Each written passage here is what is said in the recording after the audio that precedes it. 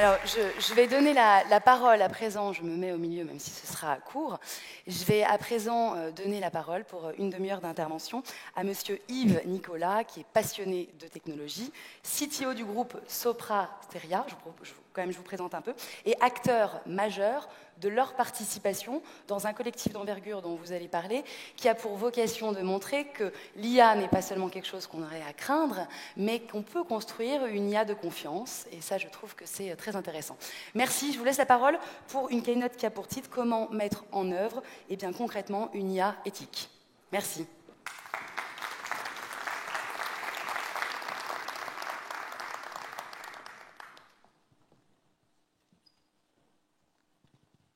Que je sens de rudes combats.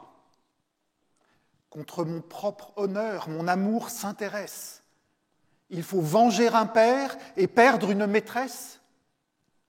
L'un anime mon cœur, l'autre retient mon bras. Bonjour, merci Laura. Donc, effectivement, je suis Yves Nicolas. Je travaille chez Sopra Steria. Et je voudrais commencer par vous remercier tous d'être là aujourd'hui pour cette conférence en vrai, avec une mention spéciale pour les animateurs de NWX, qui m'ont confié cette belle opportunité de parler d'éthique et d'intelligence artificielle dans un théâtre sur la ville natale de Pierre Corneille. Alors à ce stade, j'ai moi-même un sacré choix cornélien à faire, parce que ce que j'avais prévu de faire juste après, c'est de vous montrer une vidéo. Mais après ce qu'a dit Tristan, est-ce que je maintiens cette vidéo ou est-ce que je la passe? Bon, j'ai le même smartphone et le même ordinateur depuis 5 ans, donc je vous la passe. No, maybe there's a more concrete approach. Here, let's try this. Oh, God! Michael, what did you do? I made the trolley problem real so we can see how the ethics would actually play out. There are 5 workers on this track and 1 over there. Here are the levers to switch the tracks. Their choice. The thing is, I mean, ethically speaking, I'm trying to make a decision. Well, it's tricky. I mean, on the one hand, if you were smart, well, purely utilitarian. Voilà un autre beau choix cornélien, le dilemme du tramway. Est-ce qu'on continue dans la voie sur laquelle on est engagé et on tue 5 personnes, ou est-ce qu'on change de voie et on tue une seule personne? Ce dilemme du tramway, dans sa variante, il est souvent évoqué en intelligence artificielle, dans le cas de la voiture autonome, où est-ce qu'une voiture autonome qui voit une vieille dame qui traverse un passage clouté, est-ce qu'il tue la vieille dame ou est-ce qu'il se dévie et il fonce dans le mur et il tue ses 4 occupants? Et bien, comme le CID tout à l'heure, qui a un choix perdant-perdant, la voiture autonome, elle n'a pas vraiment de bonne solution.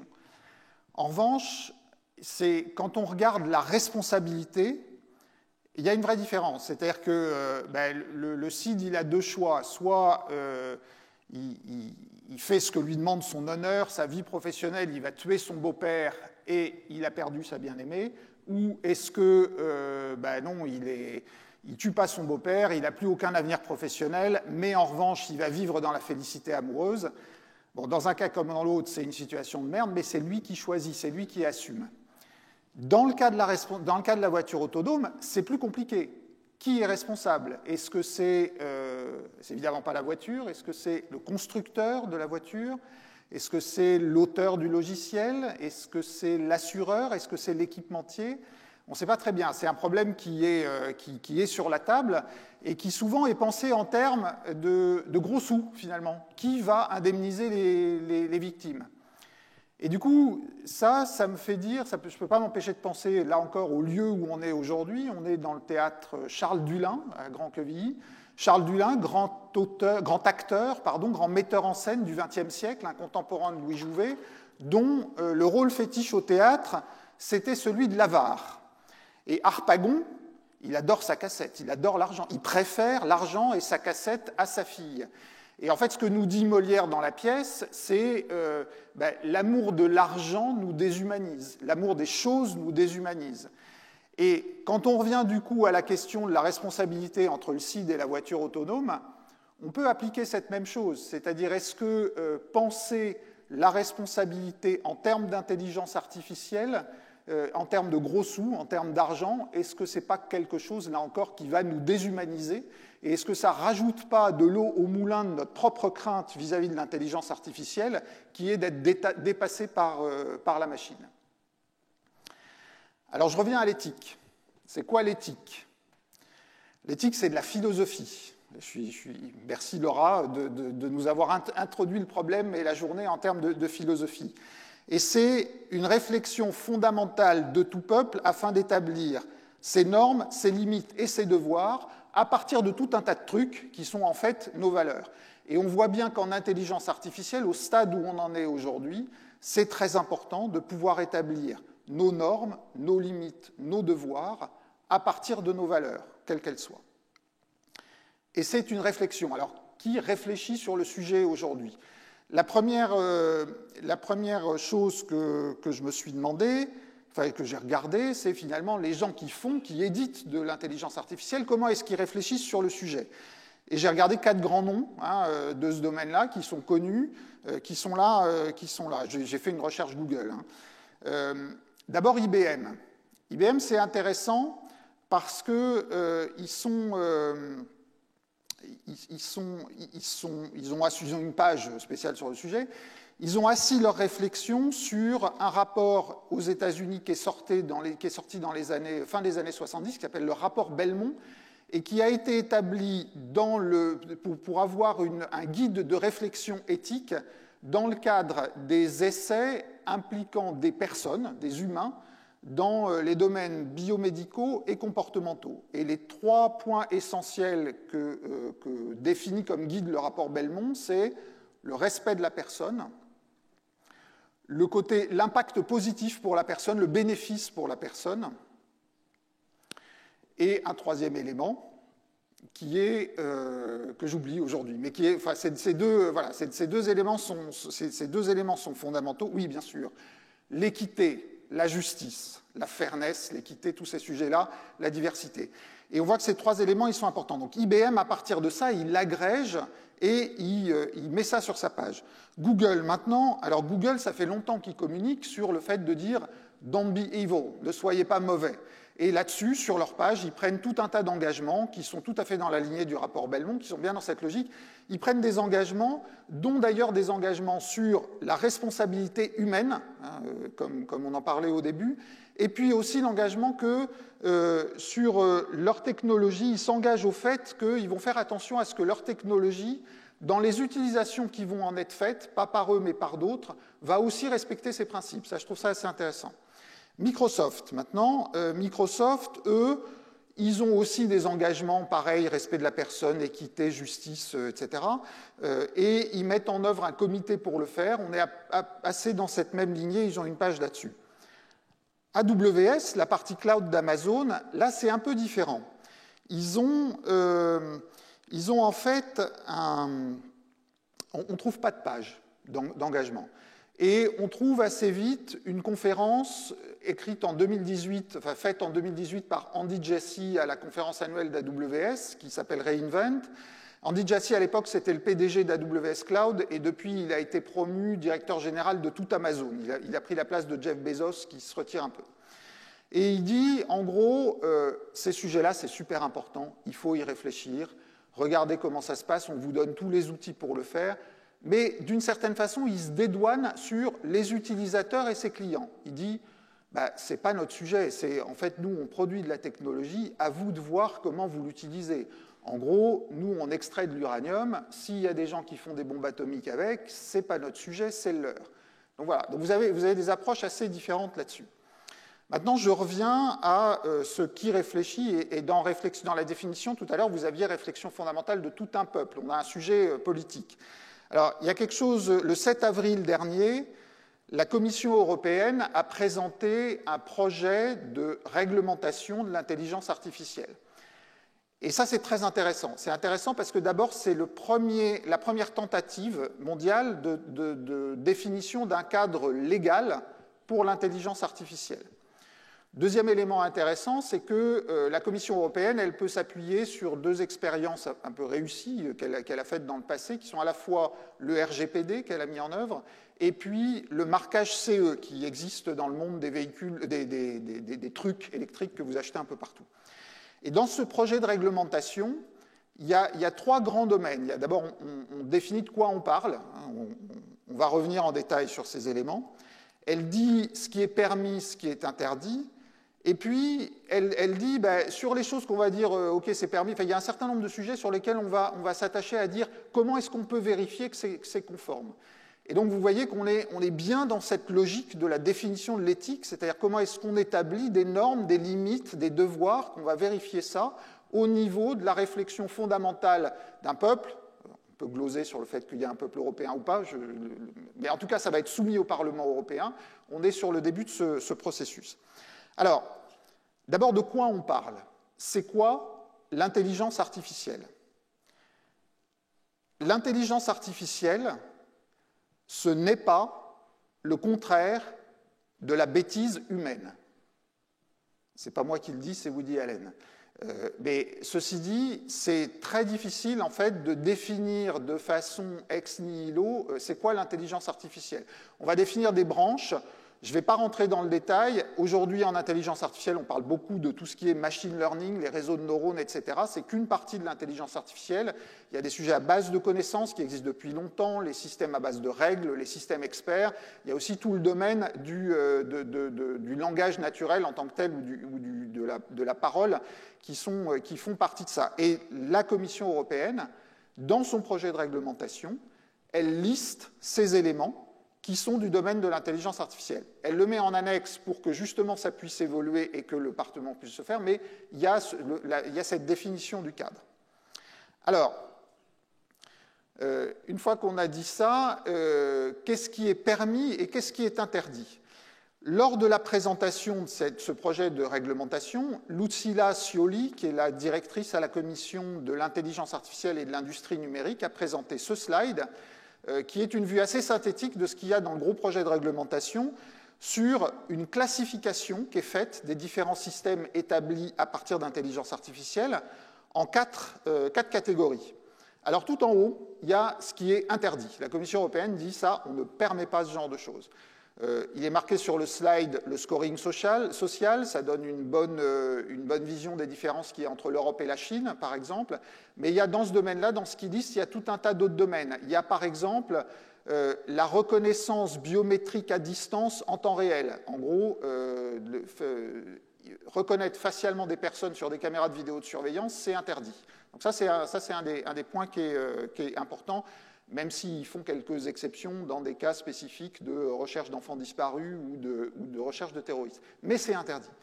Deuxième type de système, ceux dont on dit, là il y a un risque important, on va le permettre, mais on va vérifier la conformité et il faut que vous ayez passé par ces vérifications de conformité avant de mettre sur le marché. Un peu comme les médicaments avec l'AFSA, on est dans ce même domaine.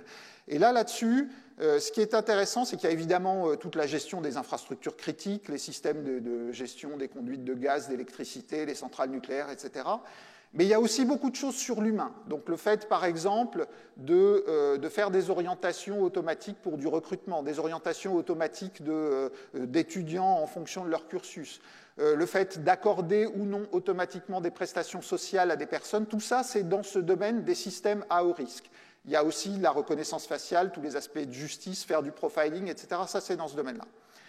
Troisième domaine, des choses sur lesquelles on dit, OK, là, on a un peu moins de choses, donc vous pouvez y aller, les gars, mais vous avez un certain nombre d'augmentations de transparence, vous pouvez prévenir les gens.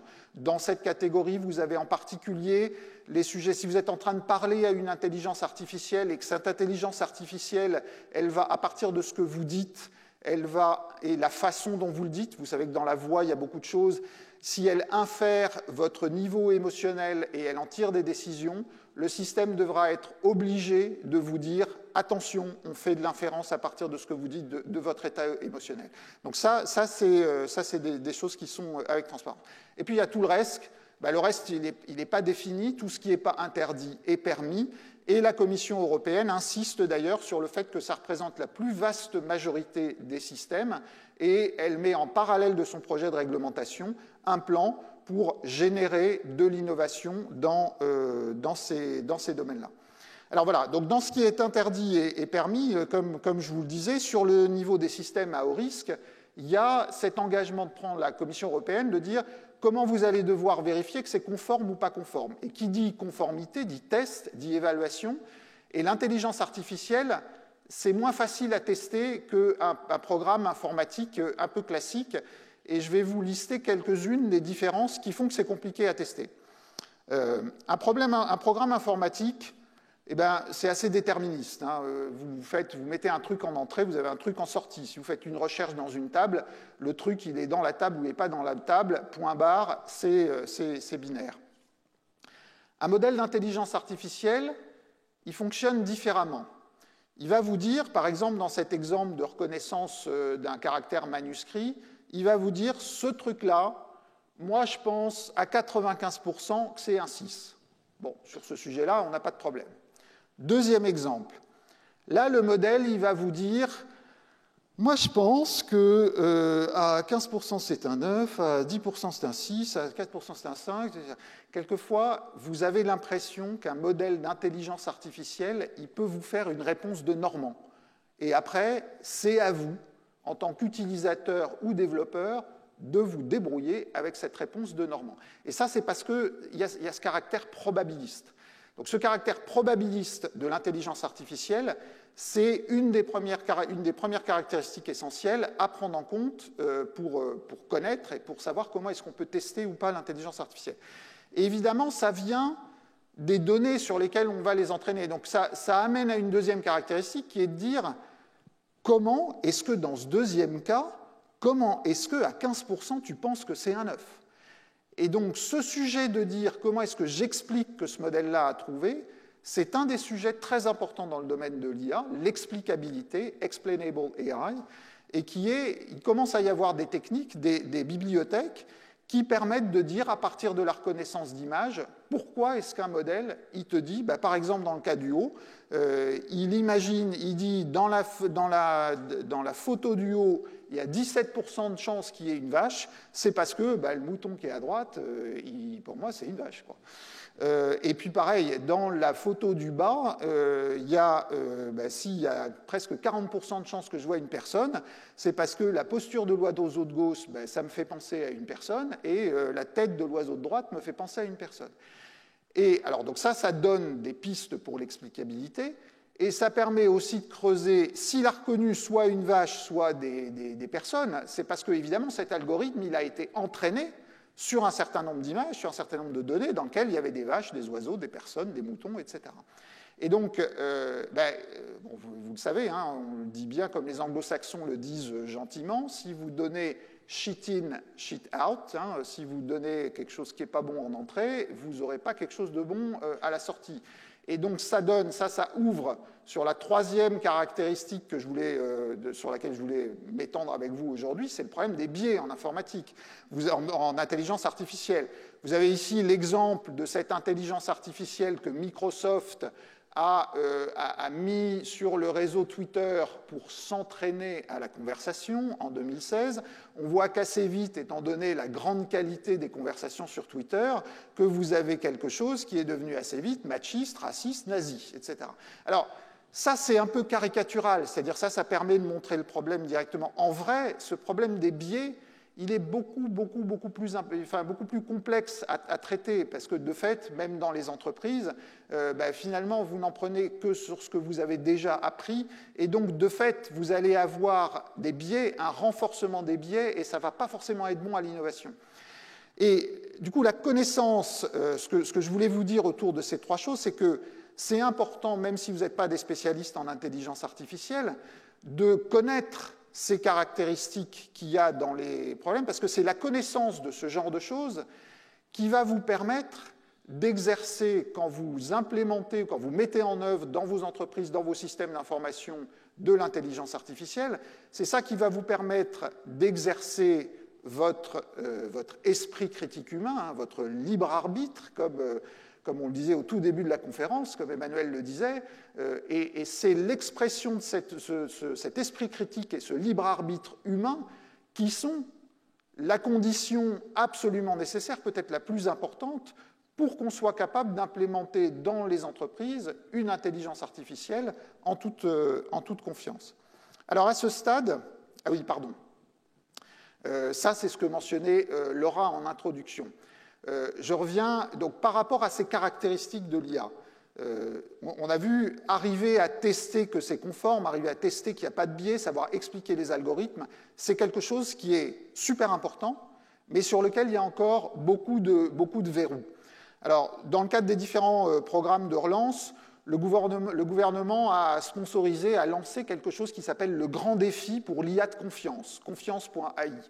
Et ça, ce grand défi, c'est un consortium, un partenariat public-privé qui regroupe des industriels, des instituts de recherche, qui est financé pour partie par les industriels, pour partie par le gouvernement, par la recherche, et qui, en 4 ans, vise à mettre en œuvre un environnement sur lequel on est capable de concevoir, tester, valider, déployer et maintenir des systèmes qui embarquent de l'intelligence artificielle et pour les faire tourner dans des systèmes critiques.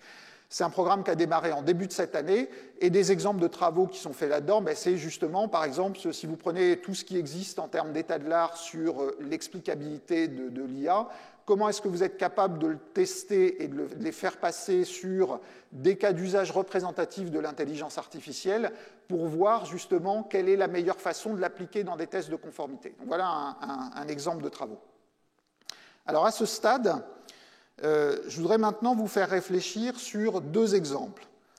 Premier exemple, le système Holocare, dont vous pourrez en savoir un peu plus sur le petit espace Soprasteria qu'il y a dans la zone de démonstration.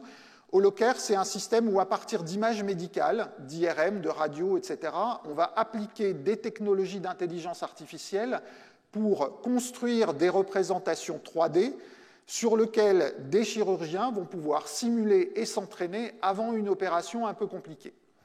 Deuxième exemple, une expérience qui a été faite aux États-Unis il y a quelques années où une formation d'ingénieurs, une école d'ingénieurs a voulu recruter des jeunes étudiants. Et elle voulait les recruter de façon totalement équitable entre filles, garçons, différentes origines sociales, géographiques, etc. Et elle s'est dit, je vais envoyer des emails, je vais envoyer des pubs via Facebook. Elle s'est aperçue qu'elle recevait beaucoup plus de candidatures de garçons que de filles. Au début, ils se sont dit, de toute façon, il n'y a qu'à voir la population des écoles d'ingénieurs, hein, partout dans le monde, il y a plus de garçons que de filles. Malheureusement, c'est normal, il faudra trouver autre chose. En fait, en creusant un peu, ils se sont rendus compte que ce n'était pas du tout ça. Ils se sont rendus compte que le système de Facebook, quand il envoie, comme il fonctionne sur un mécanisme d'enchère, envoyer des mails publicitaires à des filles, ça coûtait beaucoup plus cher que d'envoyer des mails publicitaires à des garçons, parce qu'il y a plus de marques qui se battent pour les filles. Et du coup, il y avait moins de filles qui avaient été exposées à la publicité. Dans ces 2 cas, pour moi, le problème éthique le plus important, il est plutôt sur la situation Facebook des publicités. En fait, c'est le seul, dans les 2, il y a très peu, voire pas du tout d'intelligence artificielle dans la technologie qui est derrière les publicités de Facebook. C'est juste du système d'enchères automatisé, ce qu'il y a dans les bourses, dans le trading algorithmique, et ça fait le job automatiquement. Et si je vous présente ces 2 exemples, c'est parce que pour réfléchir à ces problèmes d'éthique, c'est très important de prendre la réflexion dans un cadre beaucoup plus global qui est celui de l'éthique numérique dans son ensemble. Évidemment, l'intelligence artificielle, elle a un côté un peu paroxystique parce qu'elle embarque justement notre crainte, Asimov, la loi des robots, elle embarque toute notre crainte d'être dépassé par la machine. Mais en fait, c'est fondamental que cette réflexion, elle se fasse dans le cadre global de l'éthique de la digitalisation et du numérique. Et si vous voulez mettre en œuvre une politique très concrète, quel que soit, que vous soyez développeur de logiciels, que vous soyez simplement en entreprise et en intégrant ces technologies dans vos processus et dans vos relations clients, eh bien, en fait, c'est très important de penser ça globalement. Alors, c'est par exemple ce qu'on fait nous chez Soprasteria, où on a développé une politique et une vue un peu globale de l'éthique numérique et de la digitalisation. Alors, elle se décline sous différentes façons. Elle se décline sous des livres blancs, des processus qui peuvent être internes ou externes. On a même, pour les étudiants qui sont dans la salle, on a un concours d'éloquence sur l'éthique numérique qui est ouvert à tous, inscription avant début octobre, je crois, et qui est ouvert à tous. Mais du coup, c'est l'inclusion dans cette globalité de l'éthique numérique, dans lequel, si on met en amont de ça, on met la sensibilisation et la compréhension des spécificités qu'il y a de l'intelligence artificielle par rapport au programme d'informatique classique. Et en mettant en aval de rentrer ça dans un process industriel assez classique d'industrialisation de systèmes d'information, en intégrant les tests, la validation, la conformité qui vont être spécifiques de l'intelligence artificielle, c'est en mettant ces deux choses qu'on peut vraiment appréhender du mieux possible ce que je considère comme étant trois boussoles à garder à l'esprit quand on réfléchit à intelligence artificielle et éthique. La première, c'est la diversité dans la conception. Alors, diversité dans la conception, ça veut dire aussi bien, évidemment, diversité dans les jeux de données, s'assurer qu'il y ait la bonne diversité, etc., et diversité des concepteurs aussi, faire en sorte que tous les gens qui interviennent y soient le plus large possible. Première boussole, la diversité. Deuxième boussole, l'intelligibilité, c'est-à-dire faire en sorte que les résultats qui sortent d'un programme qui inclut de l'intelligence artificielle y soient compréhensibles et ils puissent être compris par les utilisateurs finaux, quel que soit leur degré de compétences digitales, numériques, y compris à compréhension zéro. Et troisième boussole, d'avoir une conformité qui est gérée beaucoup plus par les résultats que par les effets. Souvent, on a tendance à gérer la conformité par rapport à oui, ce code source, il est valide, il est conforme, etc. Non, là, qu'on gère, en fait, qu'il y ait presque un engagement de résultat par rapport à un programme qu'on met dans l'IA. Voilà, alors, en guise de conclusion, je voudrais revenir très brièvement au dilemme du tramway. Uh-oh, Nicholas, this train is going to crash into these 5 people. Should we move the train to go this way, or should we let it go that way? Which way should the train go?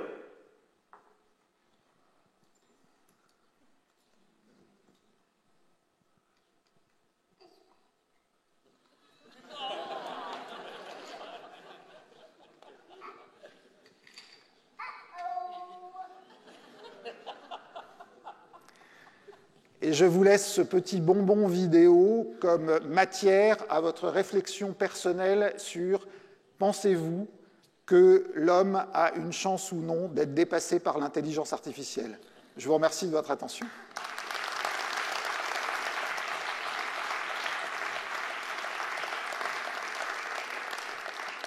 Merci beaucoup pour cette intervention passionnante, du coup cette note de fin aussi. Du coup, on va marquer un temps de pause, mais je souhaitais juste rebondir sur ce que vous avez dit, parce que vous avez parlé aussi de philosophie et d'éthique. Et c'est vrai que quand on voit le titre éthique et IA, parfois on peut se dire, bon, on va venir peut-être un peu nous faire la morale. Et je trouve que c'est intéressant parce que ça met le doigt sur une confusion qu'on a souvent entre éthique et morale. Là où la morale court souvent le ou, c'est bien ou c'est mal. T'es pour ou t'es contre. L'éthique nécessite un effort de pensée pour construire du « et ». Et ça, c'est important, c'est-à-dire qu'on voit que c'est un vrai effort commun. S'il y a une éthique de l'IA, elle va passer par des discussions.